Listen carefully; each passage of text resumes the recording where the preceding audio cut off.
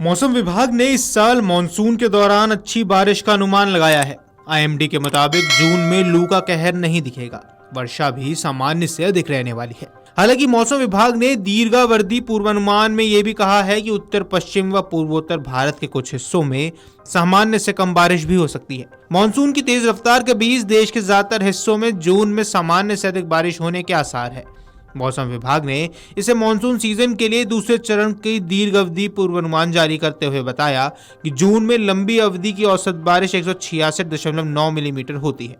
इसकी बार इसके 108% यानी औसत से अधिक होने की उम्मीद है। इससे अनुमान है कि अधिकतम पारा ज्यादा नहीं रहेगा, लू नहीं चलेगी। मौसम विभाग की तरफ से जारी किए गए ताजा पूर्वानुमान के अनुसार इस साल सामान्य से अधिक बारिश होने वाली है। मौसम विभाग ने मंगलवार को कहा कि भारत में बारिश औसतन 106% से अधिक होने की उम्मीद है।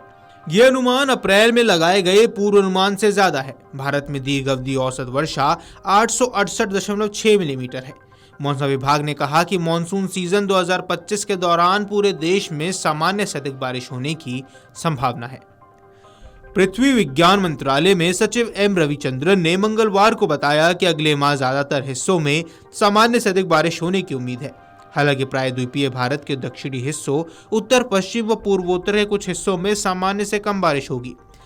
वहीं मौसम विभाग के मुताबिक लद्दाख, हिमाचल प्रदेश के आसपास के क्षेत्रों और पूर्वोत्तर राज्यों और बिहार, झारखंड, पश्चिम बंगाल और ओडिशा के कुछ हिस्सों को छोड़कर अधिकतर हिस्सों में सामान्य से अधिक बारिश होने की उम्मीद है। पंजाब, हरियाणा, केरल व तमिलनाडु के कुछ इलाकों में सामान्य से कम बारिश हो सकती है। वहीं मौसम विभाग का कहना है कि जून में उत्तर पश्चिम भारत और मध्य और पूर्वी भारत में लू वाले दिनों की संख्या सामान्य से कम रह सकती है। दक्षिण पश्चिम मानसून एक सप्ताह पहले 24 मई को केरल में दस्तक दे चुका है। दक्षिण पश्चिम मानसून की सामान्य शुरुआत की तारीख तकरीबन 1 जून होती है। अगले 2 से 3 दिनों के दौरान महाराष्ट्र, कर्नाटक, तेलंगाना, आंध्र प्रदेश, छत्तीसगढ़ और ओडिशा के कुछ हिस्सों में मानसून पहुंच सकता है। इसके साथ ही पूर्वोत्तर राज्यों के शेष हिस्सों में, पश्चिम बंगाल और सिक्किम के कुछ हिस्सों में दक्षिण पश्चिम मानसून के आगे बढ़ने से मौसम संबंधी स्थितियां अनुकूल है। वहीं आपको बता दें कि पिछले 5 वर्षों के दौरान मानसून 2 मौकों पर 2022 और 2024 में जल्दी आया है।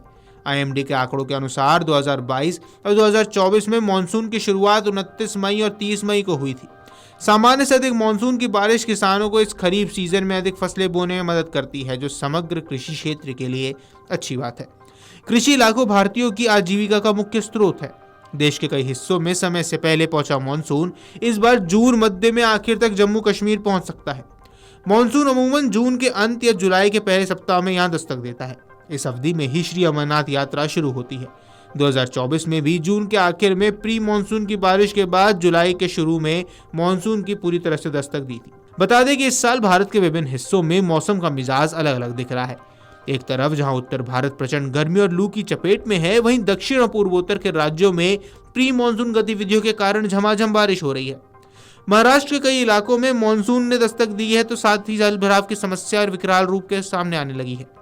आलम यह है कि पंपिंग सेट संचालकों के पसीने छूटने लगे हैं। मौसम विभाग का अनुमान है कि पूर्वी उत्तर प्रदेश में अगले 5 दिनों के दौरान अधिकतम तापमान में कोई बड़ा बदलाव देखने को नहीं मिलने वाला है, जबकि अगले 5 दिनों के दौरान न्यूनतम तापमान में भी कोई परिवर्तन होने की संभावना नहीं है। वहीं भारतीय मौसम विभाग यानी आईएमडी ने साल 2025 की मानसून ऋतु के लिए अपने ताजा पूर्वानुमान में उत्तर प्रदेश के लिए राहत भरी खबर दी।